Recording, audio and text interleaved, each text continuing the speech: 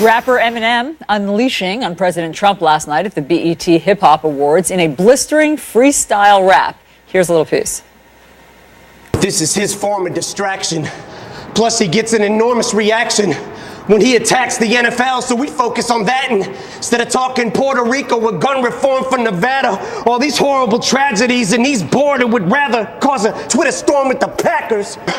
From his endorsement of banning support for the Klansmen, tiki torches in hand for the soldier that's black and comes home from Iraq and is still told to go back to Africa, fork and a dagger in this racist 94-year-old grandpa who keeps ignoring our past historical deplorable factors. Now if you're a black athlete, you're a spoiled little brat for trying to use your platform or your stature to try to give those a voice who don't have one. He says you're spitting in the face of vets who fought for us, you bastards.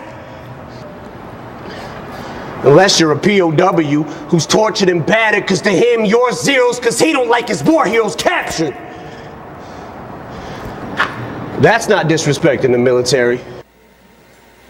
Well, there you go. Let's discuss all of this with CNN political analyst John Avlon and CNN sports analyst Christine Brennan. Great to have you here. So Eminem weighing in on the NFL controversy in his own inimitable style. A lot more. There. He also did something really interesting, guys. He said to his own fans, who may be supporters as well of President Trump, that he doesn't want them anymore as fans. I mean, watch this. Any fan of mine who's a supporter of his, I'm drawing in the sand a line. You're either for or against. And if you can't decide who you like more and you're split on who you should stand beside, I'll do it for you with this. You. The rest of America, stand up. Okay, so he's from Michigan, Detroit, obviously, and that's one of the states, as we know, that turned for President Trump. What do you think of what Eminem is doing now? Look, that's a powerful freestyle he did last night that's going to reach a whole different audience. And the intersection of politics and pop culture is powerful.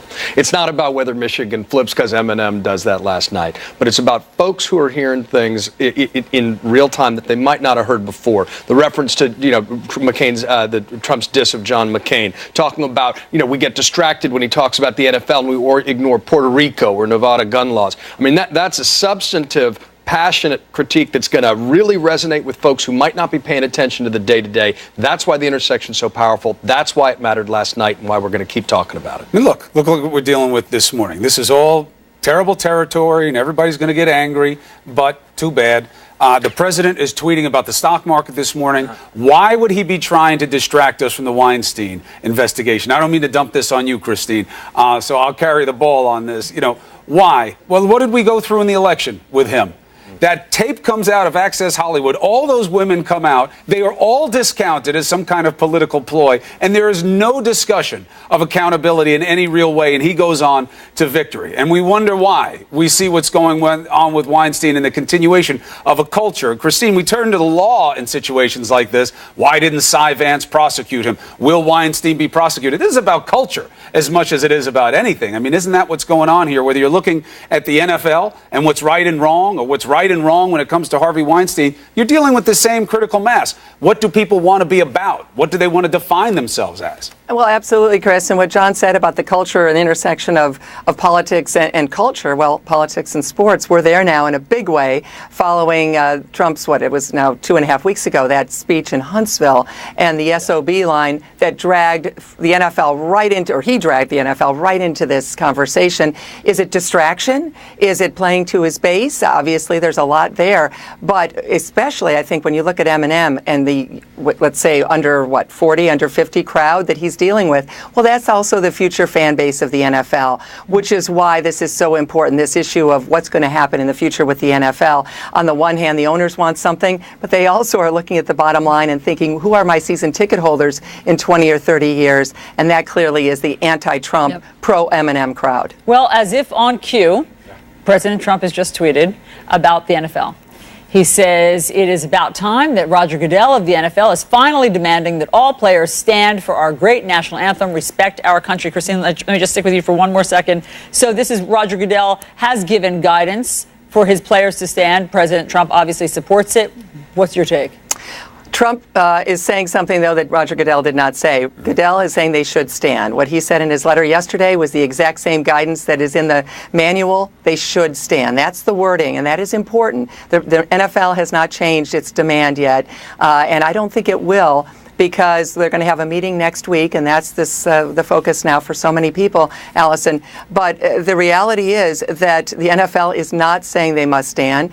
The NFL is also concerned about Jerry Jones. He can't go rogue and go off on his own. They want to have a unified policy. So I don't know that we're going to see yet the NFL saying that players must stand, and in fact, it's against the collective bargaining agreement to change the wording of the rules during the season. So I think Trump might be declaring victory before there is even anything close to a victory. But once again, he's pulling at the threads of culture and how people define themselves. Look, we could have a president right now with this Weinstein thing who put his arms around it and came out and said, we're going to have a conversation about this right now. This is where this stops. This is a culture change. That'd be a different president. But I guess he's also compromised because of his own past. Look, when he was asked about Weinstein, comparing it to him, he said, what I did was locker room talk. Right. Yeah, this is different. No. Look, first of all, there are parallels, and listen to the tapes that even we've got. First of all, the rationale, I'm famous. I can get away with this. Pay attention to that. Certain parallels we've seen from statements that have been made by the women who have accused the man who's now president about, hotel rooms and showers and robes, certain MO. There's a clip from the Stern show where he's with Ivanka and he laughs about, being a quote unquote sexual predator. So that's a different president. And the office of president is primarily one of moral authority, but it doesn't need to be, as we're seeing now. Should the president lead a conversation about it? Yes, but not this president. We're going to have these culture war debates. We're going to have these distractions, and the president's going to try to focus on his version of the facts. But the cultural conversation we need out of a country, this president is not equipped to lead. And what do you think, John, about what he's saying about the NFL, and if Christine's right that on Sunday, this weekend, we might see something entirely different? The fact that Roger Goodell is suggesting that they stand doesn't mean that they have to stand, doesn't mean that they will stand. No, of course not. And look, part of the irony, or I think the self-defeating aspect of what Trump does when he tries to reignite these culture wars is he elevates this. I mean, Colin Kaepernick had been effectively marginalized, but all of a sudden his whole movement gets elevated because the president picks that fight. So it actually ends up blowing up in his face. And look, as Christine pointed out, that tweet seems to be or doesn't comport with what Goodell actually said. Wait, I thought this was an administration that believed you get your own opinions, but not your own facts. All right, Christine, John, thank you both very much. Thank you. All right, look,